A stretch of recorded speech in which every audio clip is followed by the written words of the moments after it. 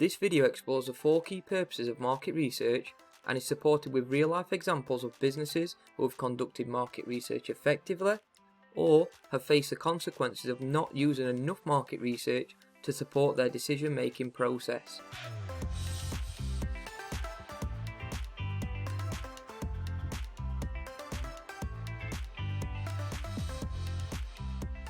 Market research is a process used by businesses to gain a deeper understanding of who their target audience is, what their wants and needs are, and what influences their purchase decisions and behaviour.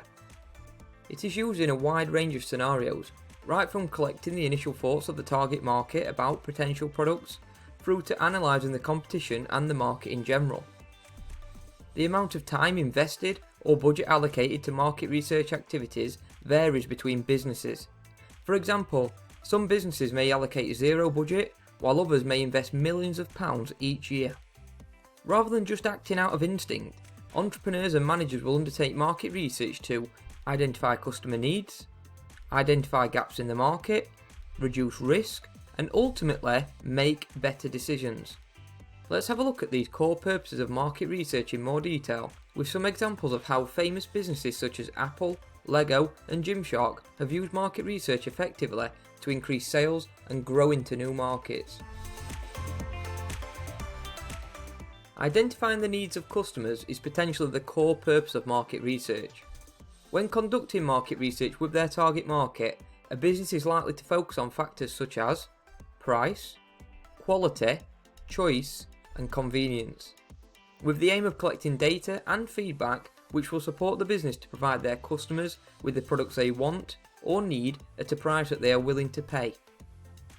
If a business did not conduct market research, it could potentially result in them investing hundreds, thousands, or even millions of pounds into product development which the market does not want or need. LG and Sony are prime examples of businesses who failed to truly identify the wants and needs of customers through market research. After the highly successful 2009 release of Avatar 3D in cinemas, both LG and Sony launched their own 3D television range to capitalise on the trend. However, they didn't conduct sufficient market research before making this investment, and although the 3D film was a big hit in the cinemas, it turned out that customers did not have the want or the need to view their TV content in 3D in their homes. This resulted in both businesses eventually discontinuing the manufacture of their 3D TV range. In comparison, Apple are a prime example of a business who conduct extensive market research every single year through their Customer Pulse program. In fact, Apple spent a record $18.75 billion on research and development alone in 2020. This helps Apple to clearly identify the wants and needs of customers effectively, and even resulted in them diversifying their iPhone product range in 2013 with the release of the iPhone 5C. This was for customers who wanted an Apple iPhone, but did not particularly need the highest spec or want to pay a premium price. Market research is also very useful to help a business to identify any gaps in the market. A gap in the market is essentially where there is a potential demand for a product or service which is not currently being met. Whilst it can be risky for businesses to exploit these gaps, it can also be very lucrative if a business can firmly place themselves as the market leader in this gap.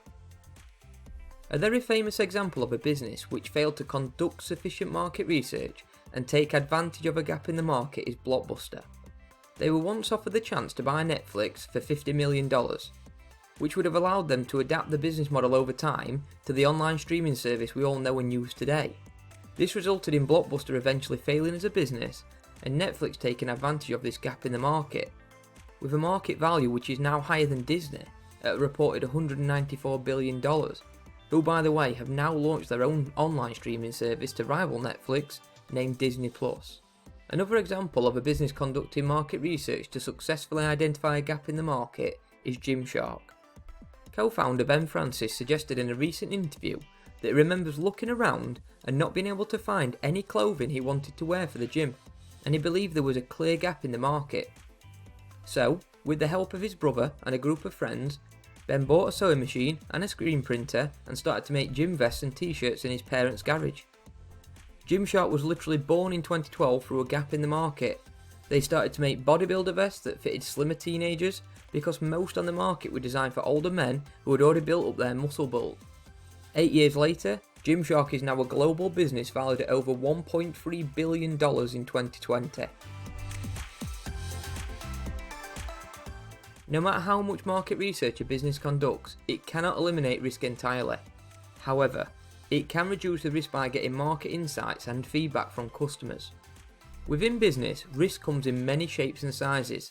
There are monetary risks associated with investing money into products which may not be needed by the market. Alternatively, businesses face the risk of losing customers or facing public backlash through negative press coverage or even pressure groups if they fail to truly understand the market they operate within. A classic example of a business acting without conducting sufficient market research first is the well-known toothpaste brand Colgate.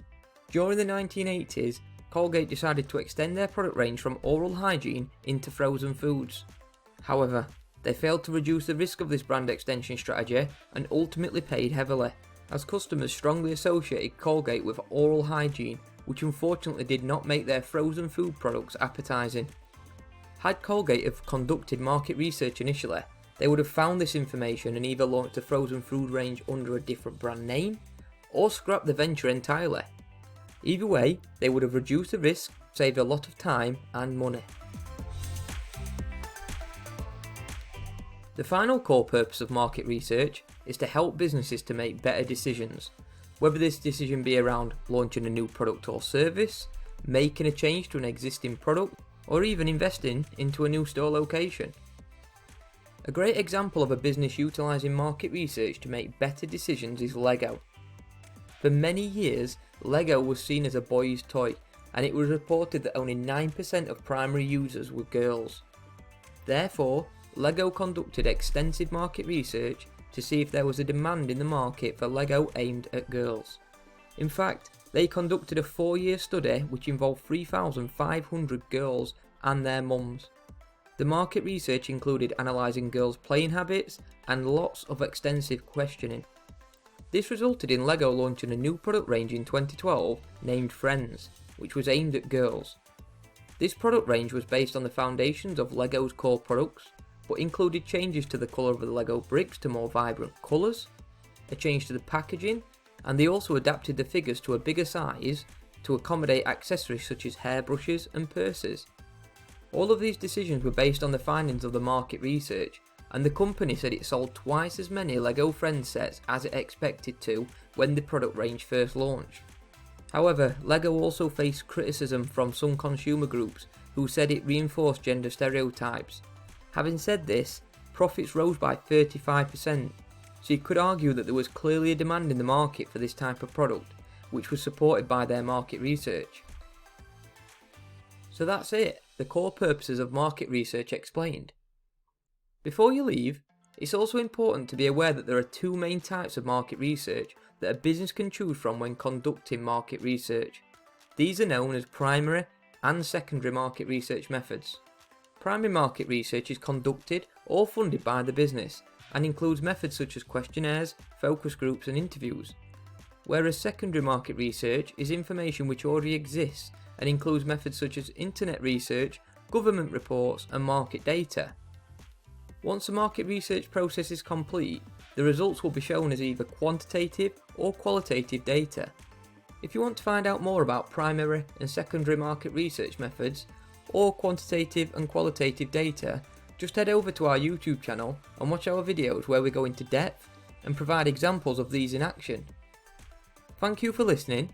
I hope that's helped you to understand the purpose of market research, and if you found it useful, don't forget to give the video a thumbs up and subscribe to Two Teachers YouTube channel for lots more business studies videos.